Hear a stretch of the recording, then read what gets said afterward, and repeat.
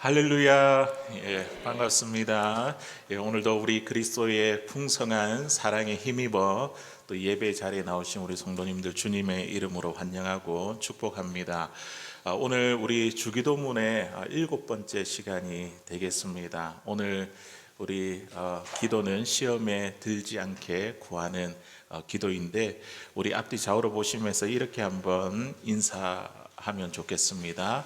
시험에 들지 않게 기도합시다. 우리 그렇게 한번 인사해 볼까요?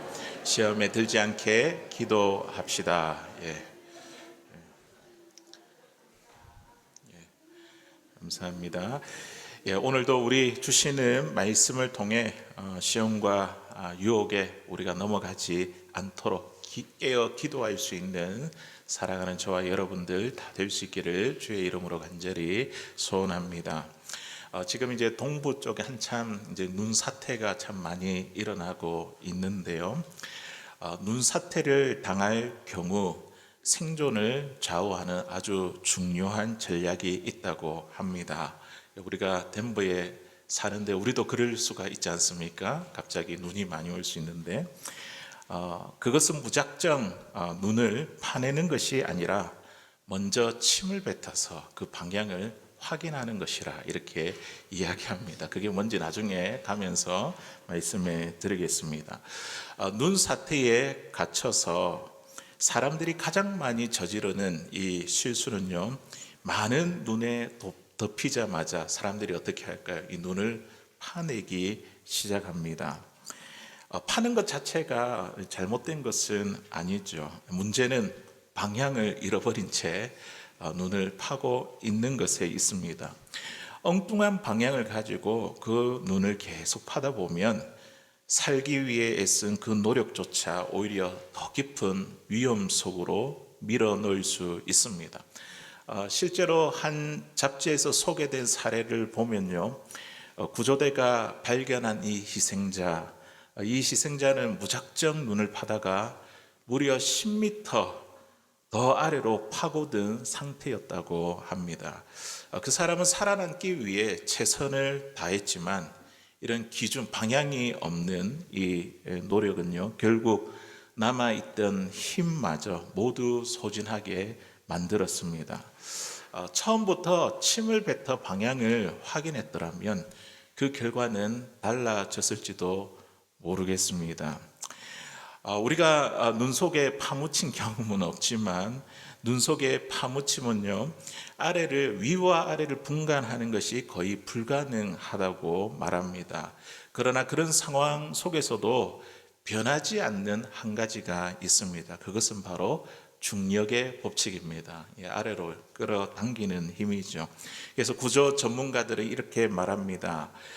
눈 사태를 당했을 때에 먼저 얼굴에 눈을 털어내고 제일 먼저 침을 뱉어라. 침을 뱉어서 이 침이 떨어지는 방향이 어디라고요? 아래라는 것이죠. 아래라. 침을 뱉는다는 것은 단순한 그냥 행동이 아니라 이 방향이 어딘지 이 기준을 다시 붙드는 행위입니다. 그 기준이 있어야지 어디로 눈을 파야 할지 알 수 있습니다. 사랑하는 성도 여러분, 우리가 살아가는 이 세상도 이런 원리와 결코 다르지 않습니다. 우리가 살아가는 세상, 참 위가 아래처럼 보이고 또 옳은 것이 참 틀린 것처럼 보이는 그런 세상 가운데 살아가고 있습니다.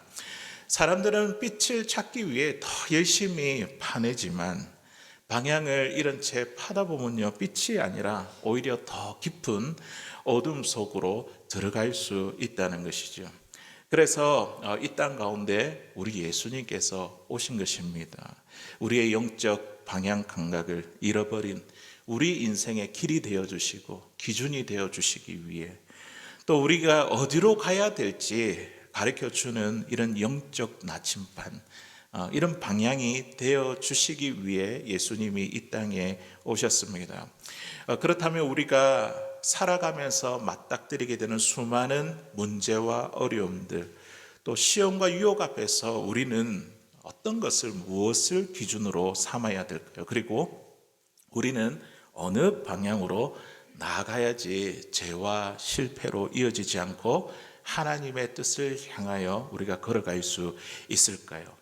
이에 대해 오늘 예수님은 제자들에게 오늘 가르쳐 주신 7번째 기도 이렇게 말씀하시는 거죠. 시험에 들지 않도록 기도하라. 시험에 들지 않도록 기도하라. 넘어지지 않도록, 넘어가지 않도록. 여기서 주님께서 말씀하신 이 시험은요, 이미 내가 저지른 과거의 행동과 문제에 대해서 이야기하는 것이 아니라 앞으로 다가올 일들에 대해서 말하는 거예요. 우리가 하는 말들, 또 우리가 하는 모습들, 이게 사소한 것 같은데 때로는 이게 우리에게 시험이 되고 미혹이 되어서 어려움을 당할 수 있다는 것이죠. 우리에게 다가오는 크고 작은 문제들, 이것이 시험거리가 되지 않도록, 죄와 실패로 흘러가지 않도록 하나님과의 관계를 붙드는 이 기도를 드려라는 의미입니다. 또한 이 말씀은 시험을 피하라, 무조건 오는 그 시험을 피하라, 이런 명령이 아니라 다가올 모든 순간 가운데에 하나님의 뜻과 그분의 거룩하심을 드러낼 수 있도록 방향을 잃지 말라는 주님의 가르침입니다. 사랑하는 성도 여러분, 우리가 시험과 유혹 앞에서 중요한 것은 내가 이것을 견디고 이겨내기 위해서 내가 막 이렇게 눈을 파듯이 이렇게 내가 더 애쓰는 것이 아니라 우리는 어떤 기준을 갖고 있어야 됩니다. 그 기준을 붙들고 우리가 어떤 방향을 향해 가고 있느냐, 이것이 우리 인생에 정말로 중요하다는 것이죠. 오늘 우리는 방향을 잃고 무너져 가는 이 인생의 눈사태와 같은 순간 속에서 흔들리지 않는 그 기준과 또 변하지 않는 그 방향이 무엇인지 오늘 주신 말씀을 통해서 함께 찾아가고자 합니다. 첫 번째로 우리가 먼저 기억해야 될 것은, 우리가 살고 있는 이 세상은요, 시험과 유혹이 가득한 세상이라는 것을 우리는 알아야 합니다. 이 세상이 시험과 유혹이 가득한 세상이라는 거예요. 우리는 매 순간 하나님의 거룩하시고 선하신 뜻이 이루어지지 아니하도록 우리를 방해하는 시험과 유혹이 끊임없이 우리에게 펼쳐지고 있습니다. 우리가 지금 보고 있는, 눈에 보이는 상황이 전부가 아니라는 거죠. 우리가 말씀을 보면 우리의 상황 이면에 항상 영적인 것들이 있다는 것이죠. 우리의 이면에는 하나님의 통치가 드러나지 못하게 하고, 또 하나님의 거룩하신 이름이 거룩히 여김을 받지 못하도록 우리를 미혹하는 영적 공격이 보이지 않게 역사하고 있습니다. 그래서 오늘 주님은 우리들에게 안일해지지 말고 이 영적 공격에 대한 분명한 경계심을 가지고 깨어 있으라. 그래서 시험에 들지 않도록 기도하라, 우리에게 말씀하시는 것이죠. 우리가 살아가고 있는 이 세상이 어떠한가, 우리 마태복음 24장 24절에 있는 말씀 우리 같이 한번 읽어보도록 하겠습니다. 시작. 거짓 그리스도들과 거짓 선지자들이 일어나 큰 표적과 기사를 보여 할 수만 있으면 택하신 자들도 미혹하리라. 아멘. 할 수만 있으면 이들이 어떻게 하든지 간에 예수님을 모르는 사람뿐만 아니라 택함을 받은 자들까지도 미혹하려는, 시험과 유혹 가운데 넘어뜨리게 만드는, 이게 이제 우리 사단의 전략이죠. 술수죠. 미혹하리다, 속일 것이다, 홀리게 만들 것이다, 길을 잃게 만들 것이다, 타락하게 만들 것이다. 이 세상은 우리가 항상 영적인 경계심을 갖고 있지 않으면 항상 우리가 넘어질 수 있다는 것이죠. 사탄은 우리가 겪는 문제의 겉모습만 보게 하여 그 안에 담겨 있는 진정한 영적 의미를 보지 못하게 만듭니다. 눈에 보이는 상황에만 집중하게 하여 정작 더 소중한 것을 놓치게 만든다는 것이죠. 그 결과 우리는 하나님께 영광 돌릴 그 기회를 잃어버리고 유혹에 넘어가 죄를 짓게 되며 하나님께서 기대하시는 삶과 다른 삶을 우리가 살아가게 됩니다. 우리에게 영적인 분별력과 이런 경계심을 잃어버리게 될 때 우리는 오히려 하나님을 대적하는 대적하는 선택을 하게 될 위험이 우리 가운데 놓일 수 있다는 것이죠. 예수님의 제자 가운데에 가룟 유다를 한번 생각해 보십시다. 그는요, 예수님을 가장 가까이 따랐던 사람이었습니다. 그리고 예수님으로부터 직접 하나님 나라 이 복음에 대해서 듣고 배운 사람이었습니다.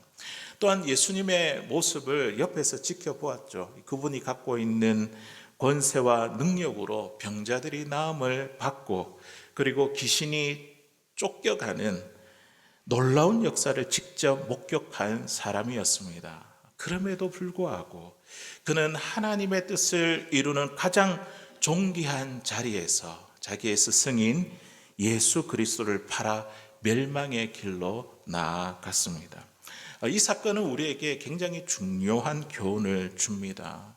아무리 우리가 예수님 곁에 가까이 있어도 이런 영적 경계심을 잃어버리면 가장 거룩하고 가장 가까운 자리조차 가장 위험한 자리가 될 수 있다는 것을 우리에게 보여주고 있습니다.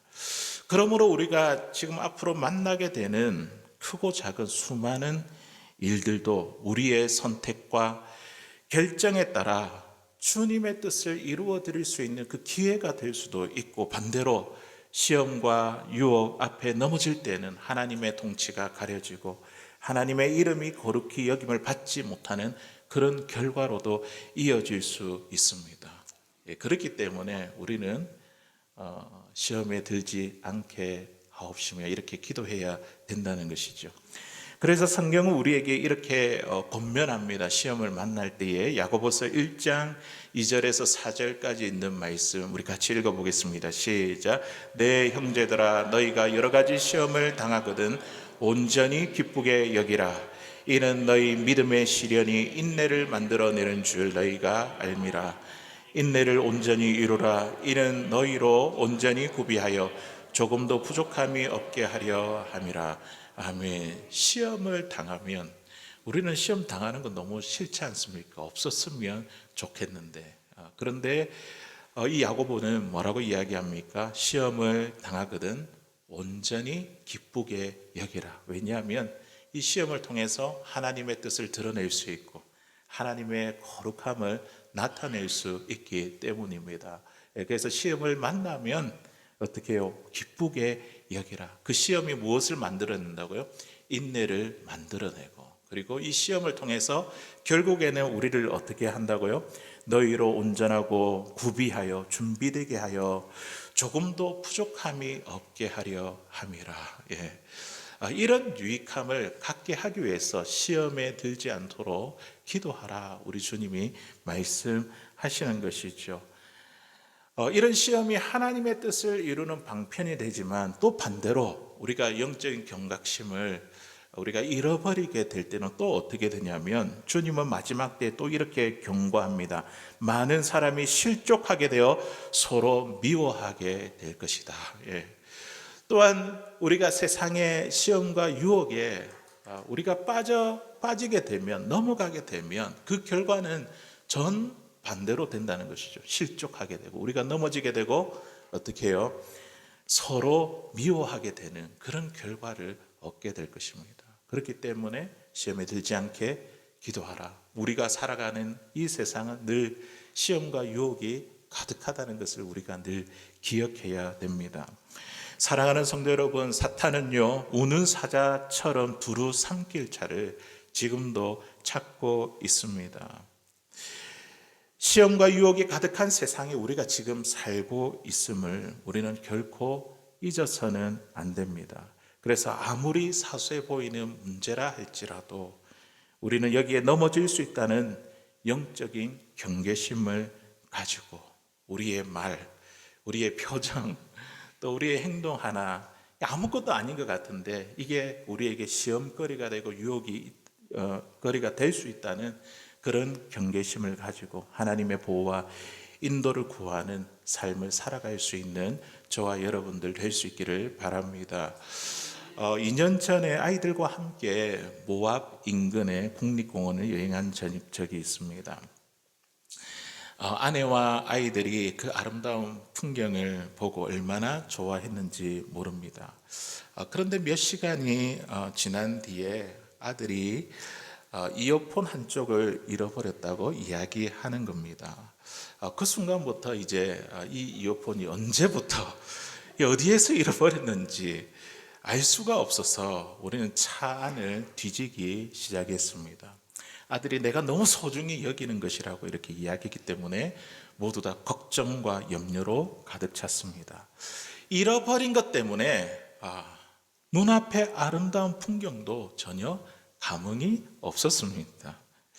그때의 상황을 이렇게 생각해 보니 이런 생각이 들었습니다. 사실 우리 가족이 좋은 경치를 즐길 때도 이미 한쪽 이어폰을 잃어버렸었는데 그것도 모르고 우리는 얼마나 즐거워했는가.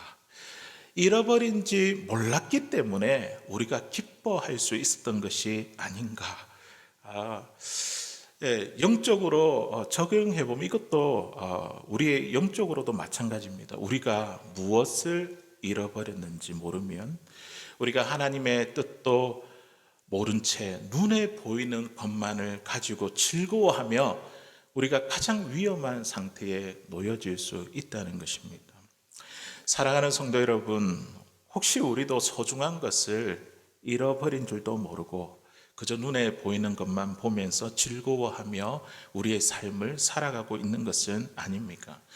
우리 하나님께서 여러분들을 통해서 하나님의 뜻과 계획을 이루어 가시기를 원하시는데 하나님의 거룩함을 우리를 통해서 세상에 보여주고 나타내기를 원하시는데 그것을 놓쳐버린 채 내 일상생활에 매여서 나는 괜찮다, 아무 문제 없어, 평안하다 말하며 아무 일 없는 듯이 우리가 살아가고 있는 것은 아닙니까? 우리는 시험과 유혹이 가득한 이 세상에 우리가 살고 있습니다. 그렇기 때문에 항상 영적인 경계심을 잃지 않고 참 깨어있는 사랑하는 저와 여러분, 나도 넘어질 수 있다. 항상 깨어있는 사랑하는 저와 여러분들 다 될 수 있기를 주의 이름으로 간절히 소원합니다. 두 번째로 우리가 그러면 이런 세상에 살아가고 있기 때문에 주님이 우리에게 뭐 해라고 하십니까? 앞으로 다가올 그 시험에 우리가 빠지지 않고 넘어지지 않기 위해 우리에게 기도하라. 우리에게 이 기도를 하라. 우리 지금 일곱 번째 기도잖아요. 우리가 주기도문 할 때마다 첫 번째 기도, 두 번째 기도, 세 번째 기도 쭉쭉 계속 하는 거예요. 그러면서 이 일곱 번째 기도, 오늘 하루에 나에게 주어질 사람들을 만나고 또 하는 그 모든 일마다 주님 시험에 들지 않도록 하나님 나를 붙들어 주십시오. 시험이 되지 않고 오히려 이것이 뭐가 되도록요? 하나님의 뜻을 이루고 하나님의 거룩함을 드러내는 역사가 되게 해주십시오. 이렇게 기도하라는 것이죠. 이렇게 기도하라고 말씀하시는 이유는요, 사람의 힘과 결단만으로 우리에게 다가오는 시험과 유혹을 이길 수 없기 때문입니다. 우리에게 있어서 기도가 사라지면 어떻게 될까요? 기도하지 않으면 우리가 어떻게 될까요? 우리의 눈과 마음은 흐려지게 되고 하나님과의 관계마저 희미해지게 됩니다. 하나님이 우리의 아버지시잖아요. 그리고 하나님이 이 모든 세상을 다스리는 절대 주권자이지 않습니까? 우리가 기도하지 아니하면요, 이 사실조차도 확신하지 못하게 되는 것입니다. 우리 주님 가르쳐 주신 기도에 보면 첫 번째 기도는 어떤 기도입니까? 하늘에 계신 우리 아버지여. 우리가 기도할 때마다 하나님이 누구이신지 생각하는 거예요. 나의 아버지가 되시지. 하나님은 아버지고 나는 그분의 자녀지. 이 관계를 생각하는 거예요. 기도할 때마다. 그리고 그 하나님이 하늘에 계셔서 이 세상 모든 것을 통치하고 다스리시는 절대 주권자이시지. 우리는 하나님께 기도할 때에 하나님과의 분명한 관계를 다시 붙들게 됩니다. 희미해지는 것이 아니라 더 확실한 관계 가운데 나아갈 수 있다는 것이죠. 그래서 그 관계가 아버지고 나는 자녀인데 그 관계가 앞으로 다가올 시험과 유혹에 넘어지지 않도록 우리를 지켜주는 힘과 지혜가 되는 것입니다. 예수님께서 십자가를 지시기 전에 제자들에게 이렇게 이야기했습니다. 너희가 다 나를 떠나리라. 너희가 다 나를 버리리라. 떠나리라. 이렇게 말씀하실 때에 한 제자가 굉장히 자신 있게 목에 핏대를 세우며 이야기를 했죠. 베드로죠. 베드로는 자신 있게 이렇게 대답했습니다. 주여, 여기 있는 사람들이 다 버릴지라도 저는 주님을 버리지 않겠습니다. 내가 주와 함께 감옥에도 가고 죽는데도 같이 가기를 각오했습니다. 이렇게 당당하게 이야기를 했죠. 그러나 주님은 베드로에게 뭐라고 말씀하십니까? 오늘 닭 울기 전에 네가 나를 3번 부인하리라. 이렇게 말씀하셨습니다. 베드로는요, 주님으로부터 칭찬을 받을 만큼 분명한 신앙 고백을 한 사람이었습니다. 주는 그리스도시요 살아계신 하나님의 아들이십니다. 주님으로부터 얼마나 큰 칭찬을 받았습니까? 그는 옳다고 믿는 것을 실천하기 위해 가족도 직업도 내려놓고 또 제자들의 수제자 리더로서 부족함이 없이 사명을 감당했습니다. 그리고 다른 제자들이 경험하지 못한 특별한 경험도 있죠. 예수님 바다에 걸으시는 것을 보고 몇 자국이 있지만 바다 위를 걷는 그 하나님의 능력도 경험한 자였습니다. 그러나 여기서 한 가지 중요한 사실이 있습니다. 아무리 분명한 신앙 고백을 한다 하더라도 기도가 없으면 시험과 유혹에 넘어가지 않기에 충분하지 않다는 것입니다. 기도가 있어야 된다는 거죠.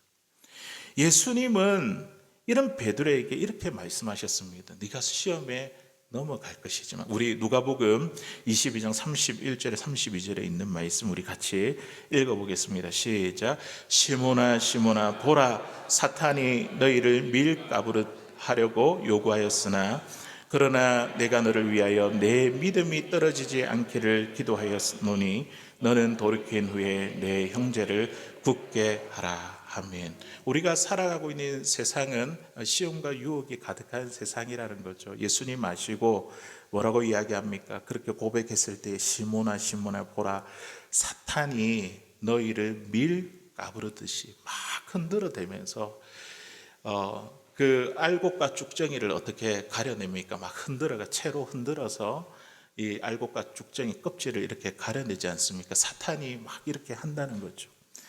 그렇게 막 흔들어 대어서 믿음을 무너뜨리는 그 일이 너에게 있을 것이지만 실제로 그 일이 있었죠. 맞죠? 그렇게 하고 정말 예수님을 3번이나 모른다고 부인하며 저주하기까지 부인하게 되었습니다. 그런데 이게 끝이 아닙니다.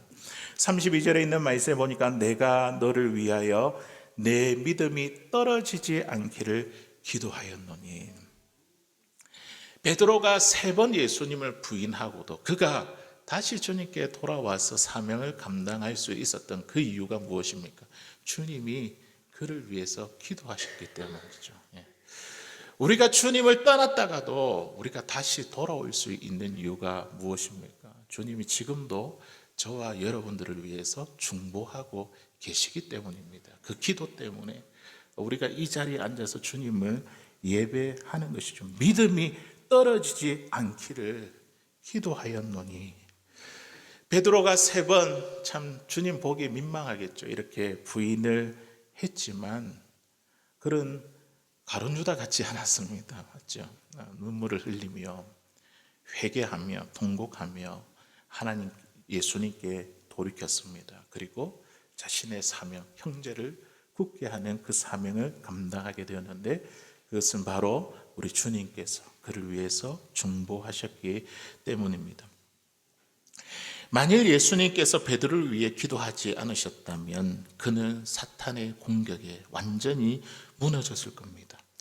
그러나 주님의 이 중보 기도는요, 베드로를 멸망에서 건져 회복과 사명, 이 사명을 감당하는 자리로 이끌었습니다. 이처럼 기도는요, 그냥 형식적인 습관에 머무르게 만드는 것이 아니라 하나님께서 주시는 능력과 축복이며 시험과 유혹 앞에서도 우리를 굳건히 붙드는 지혜입니다.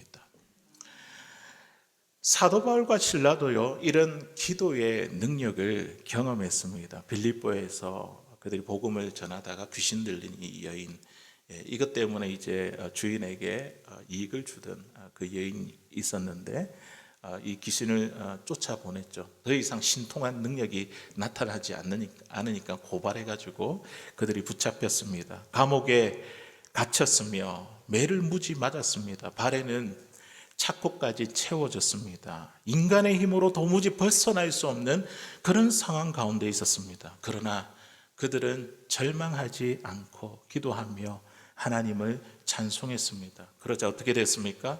옥토가 흔들리고 문이 열리며 매인 사슬이 풀어지는 놀라운 역사가 일어났습니다. 그 결과 그들을 지키는 간수와 그들의 가족까지 구원을 다 받게 되었습니다. 빌립보 교회가 그렇게 해서 이렇게 생겨났지 않습니까? 이처럼 큰 시험 앞에 드린 기도가 오히려 하나님의 구원의 역사를 이루는 통로가 된 것입니다. 기도의 능력이 있다는 것이죠. 그래서 성경은 기도에 대해서 우리에게 이렇게 권면합니다. 우리 에베소서 6장 18절에 있는 말씀 우리 같이 한번 읽어보겠습니다. 시작. 모든 기도와 간구를 하되 항상 성령 안에서 기도하고 이를 위하여 깨어 구하기를 항상 힘쓰며 여러 성도를 위하여 구하라. 아멘. 여기서 굉장히 중요한 것은 우리가 기도할 때에 항상 어떻게 해요? 성령 안에서 기도하라. 성령 안에서 간구해라는 이 말씀이 굉장히 중요하죠. 성령 안에서 기도하는 것이 무엇입니까? 성령의 인도하심, 성령의 지배 아래에서 드리는 기도를 드리라는 것이죠.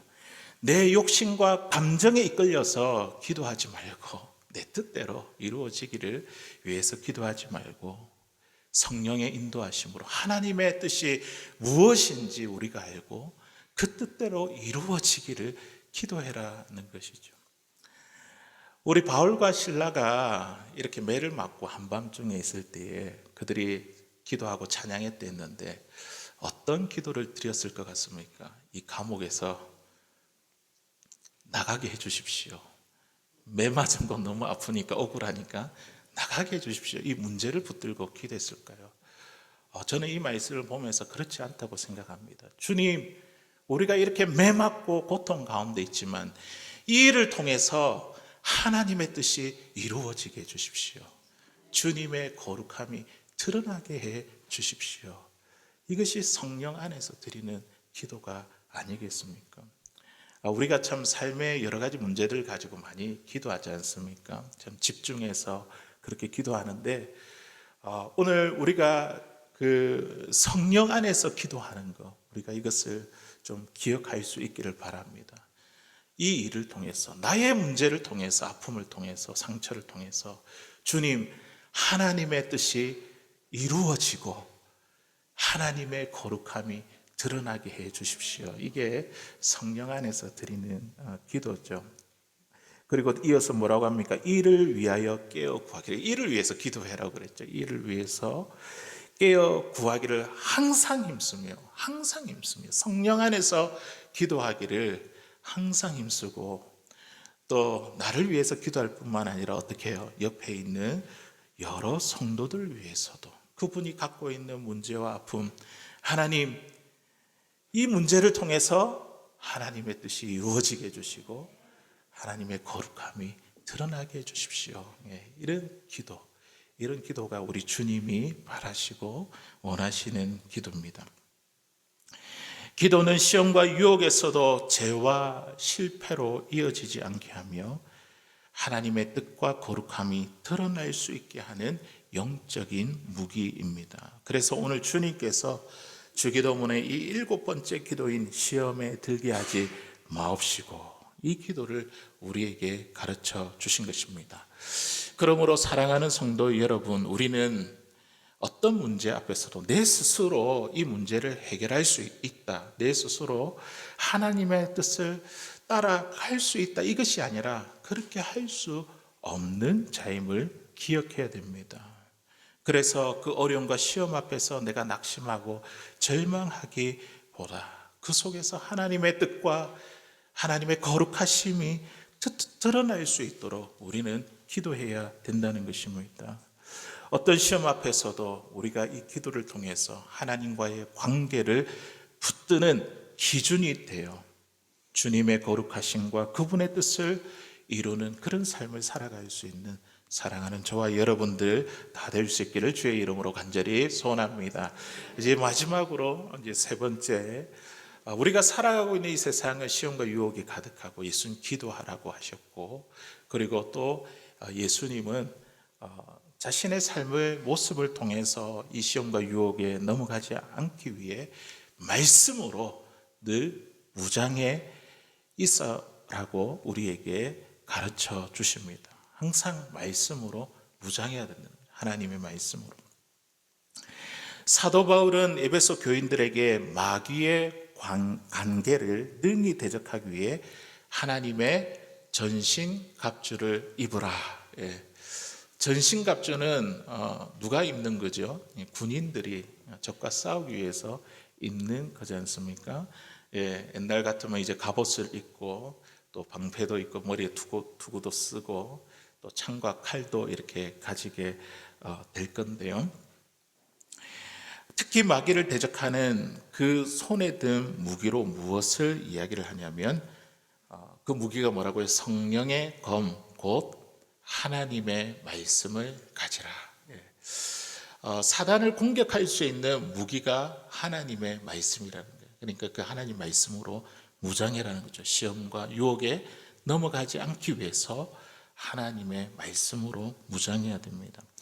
하나님의 말씀은 단순히 지식을 쌓는 도구가 아니라 우리로 하여금 악을 분별하고 또 그것을 물리치며 선을 행할 능력을 주시는 하나님의 강력한 무기입니다. 사랑하는 성도 여러분, 우리는 왜 시험과 유혹에 다칠 때 쉽게 이렇게 넘어지게 될까요? 그것은 바로 우리 마음 안에 시험과 유혹의 씨앗이 우리 안에 이미 있기 때문입니다.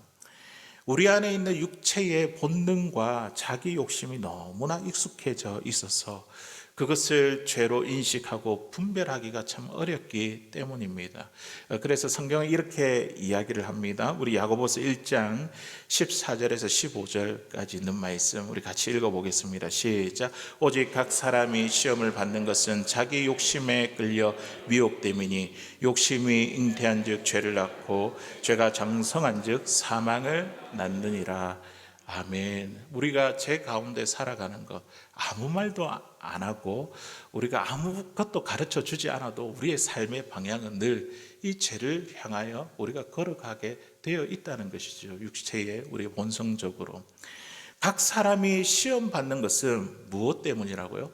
자기 욕심 때문에 시험을 받는 것이죠. 그런데 우리는 시험 받을 때 뭐라고 이야기합니까? 누구 때문에?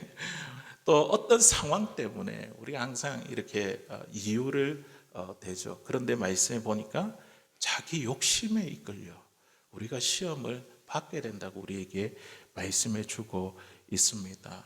그러니까 저 사람 때문도 아니고 어떤 상황 때문도 아니고 내 안에 있는 욕심 때문에 내가 시험을 받는 것이죠. 그리고 그 욕심이 잉태한 어떻게 해요? 죄를 낳고 그리고 죄가 장성한 즉 사망을 낳느니라. 그렇기 때문에 우리 예수님이 이 땅에 오신 것이죠. 우리가 시험을 받는 이유는 내 안에 욕심이 있기 때문입니다. 육체의 본능, 죄의 본능이 그 욕심이 있기 때문입니다. 우리는 내 안에 이런 자기 욕심이 있다는 이 사실조차 깨닫지 못할 때가 너무나 많습니다. 그래서 우리에게 뭐가 필요하다고요? 하나님의 말씀, 하나님의 말씀이라는 거울 앞에 우리가 날마다 서야 됩니다. 오늘만 서는 것이 아니라 우리가 가정으로 돌아가서도 말씀 앞에 서야 되고 내일도 말씀 앞에 서야 되고 늘 말씀이라는 이 거울 앞에 우리가 서서 내 마음을 비추고 내 삶을 점검해야 됩니다. 내 안에 있는 자기 욕심을 들여다보아야 한다는 것이죠. 말씀 안에 시험과 유혹을 분별하고 물리칠 지혜가 있으며 동시에 선하고 복된 일을 행할 능력이 있습니다. 하나님의 말씀이 이 성경, 디모데후서 3장 15절에 17절에 이 성경에 대해서 뭐라고 이야기하는가 우리 같이 한번 읽어보도록 하겠습니다. 시작. 또 어려서부터 성경을 알았나니 성경은 능히 너로 하여금 그리스도 예수 안에 있는 믿음으로 말미암아 구원에 이르는 지혜가 있게 하느니라.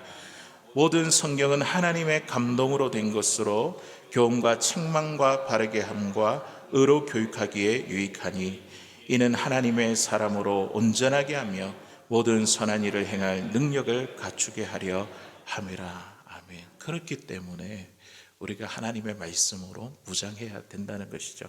하나님의 말씀에는 어떤 지혜가 있다고요? 구원에 이르게 하는 지혜가 있습니다. 말씀을 통해서 누구를 바라보게 만듭니까? 나에게는 참 죄와 욕심이 가득한데 그 문제를 해결해 주실 수 있는 그 예수 그리스도, 말씀을 통해서 그분을 바라보게 만듭니다. 이게 이제 구원의 지혜죠. 그리고 이 말씀은 무엇으로 되어 있다고요? 하나님의 감동으로 되어 있습니다.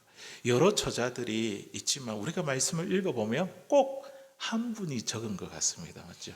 왜냐하면 하나님의 감동을 통해서 그들이 이 말씀을 기록했기 때문입니다. 그러니까 이 말씀은 하나님의 말씀이에요. 사람이 기록했지만 하나님의 감동을 통해서 그들이 기록한 것이죠. 말씀에 통일성이 있습니다.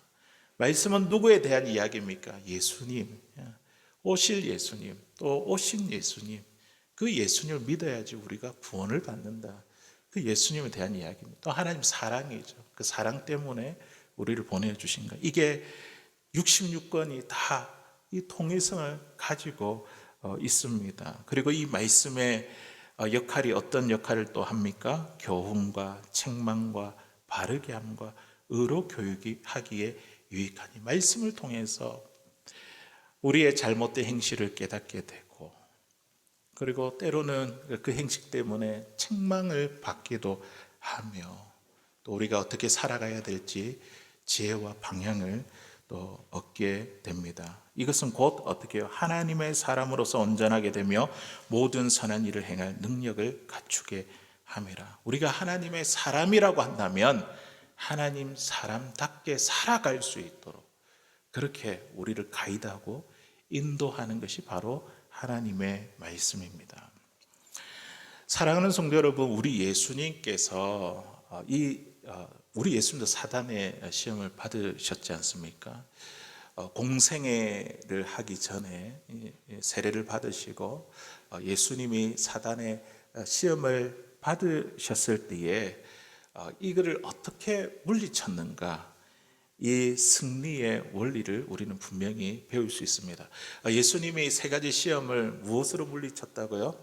하나님의 말씀을 가지고 이 사단을 대적하고 그 시험과 유혹에서 이렇게 물리치고 하나님의 뜻을 이루셨죠. 예수님은 광야에서 40일 동안 금식하시며 사탄의 시험을 받으셨습니다. 첫 번째 시험이 무엇입니까? 굶주린 예수님에게 돌을 떡으로 만들어서 이제 먹으라고, 이런 시험이죠. 이것은 어떤 시험입니까? 육체의 필요를 앞세워서 하나님의 뜻보다 내 육체의 본능을 선택하게 하려는 육신의 정욕에 대한 시험이었습니다. 두 번째 시험은 어떤 시험입니까? 성전 꼭대기에서 뛰어내리라. 그러면 하나님께서 하나님의 사자 천사를 보내서 네가 하나님의 아들이니까 다치지 않게 할 것이다. 많은 사람들에게 기적을 보이며 하나님의 아들임을 증명해 보이라는 것이죠. 이거는 안목의 정욕의 시험이었습니다. 세 번째 시험은요, 이 마귀가, 이 사단이 큰 높은 곳에 올라가서 이 천하 만국을 보여주고 그 영광을 다 보여주며 나에게 절하면 이거를 다 너에게 주겠다는 그런 시험이죠. 이것은 바로 이생의 자랑의 시험이었습니다. 십자가가 없는 영광, 고난이 없는 왕권, 지름길을 택해라는 그런 이생의 자랑의 시험이었습니다. 이런 시험들은요, 우리 예수님에게만 있는 것이 아니라 오늘 우리에게도 동일하게 이런 시험이 있다는 것을 우리에게 보여주고 있는 것이죠. 어떤 시험이라고요? 육신의 정욕, 또 눈으로 보는 안목의 정욕, 그리고 이생의 자랑, 내가 갖고 있는 것, 내가 누리는 것, 나의 권세, 지위. 이러한 시험들은 우리의 상황과 욕심, 심지어 거룩해 보이는 사명과 열정을 통해서 그 틈에 타고 들어오기도 합니다. 성경은 이 시험에 대해서 이렇게 경고하고 있습니다. 요한일서 2장 15절 16절에 있는 말씀 같이 읽어보겠습니다. 시작. 이 세상이나 세상에 있는 것들을 사랑하지 말라. 누구든지 세상을 사랑하면 아버지의 사랑이 그 안에 있지 아니하니 이는 세상에 있는 모든 것이 육신의 정욕과 안목의 정욕과 이생의 자랑이니 다 아버지께로 온 것이 아니요 세상으로부터 온 것이니라. 아멘. 이것을 분별할 수 있게 해주는 게 하나님의 말씀이라는 거죠. 이게 육신의 정욕인가, 또 안목의 정욕인가, 이생의 자랑인가, 항상 우리 가운데 이렇게 찾아오게 될 것인데, 이것은 하나님으로부터 온 것이 아니라 이 세상으로부터 온 것이라고 우리에게 말씀해 주고 있습니다.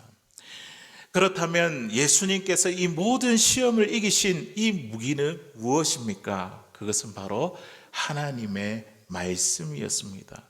첫 번째 시험 앞에 돌을 떡으로 만들라라는 그 시험 앞에 예수님은 어떤 말씀하셨죠? 사람이 떡으로만 살 것이 아니요 하나님의 입에 나오는 말씀으로 살 것이라. 그 말씀을 인용한 것이죠.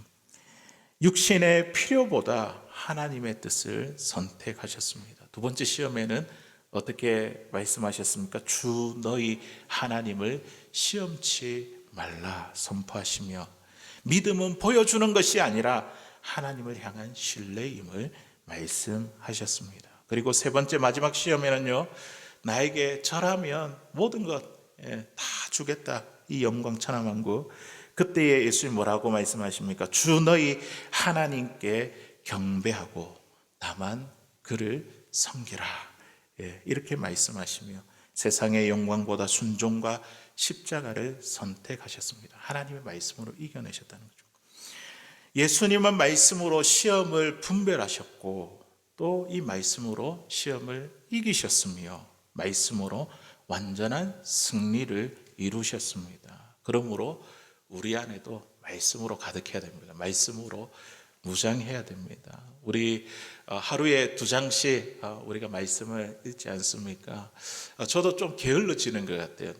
전에는 늘 이렇게 녹음을 시키잖아요.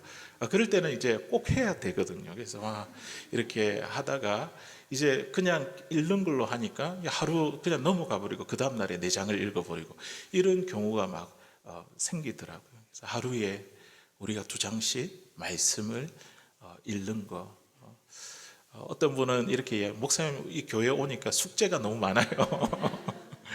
그런데 우리가 살라고 하는 거잖아요. 살라고 영적으로 우리가 좀 살려고 이제 하는 건데 2장을 읽고 또 뭐 해야 됩니까? 매일 하나님의 말씀 우리가 묵상하고 그건 한 10절 정도 되잖아요.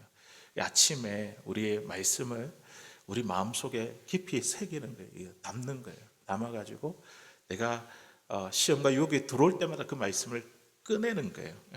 그러면 이제 마귀를 대적하는 거잖아요. 그렇게 무장할 때에 우리는 그 유혹과 시험을 이기는 삶을 살아갈 수 있습니다.